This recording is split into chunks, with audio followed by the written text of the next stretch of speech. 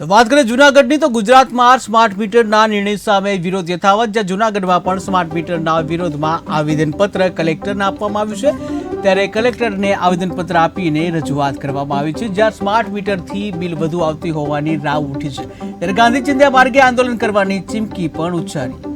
Collector સાહેબ જૂનાગઢને આવેદનપત્ર આપેલ છે। આવેદનપત્રમાં અમે સ્માર્ટ મીટર જે લગાવવામાં આવી રહ્યા છે તેનો વિરોધ કરીએ છીએ।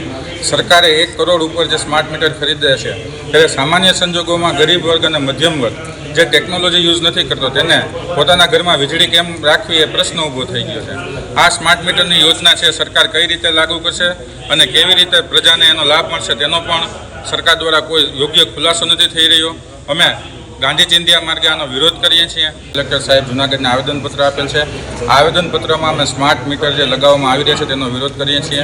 સરકારે 1 કરોડ ઉપર જે સ્માર્ટ મીટર ખરીદ્યા છે, ત્યારે સામાન્ય સંજોગોમાં ગરીબ વર્ગ અને મધ્યમ વર્ગ જે ટેકનોલોજી યુઝ નથી કરતો તેને પોતાના ઘરમાં વીજળી કેમ રાખવી એ પ્રશ્ન ઊભો થઈ ગયો છે।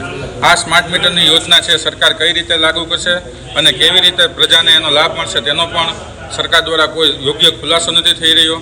અમે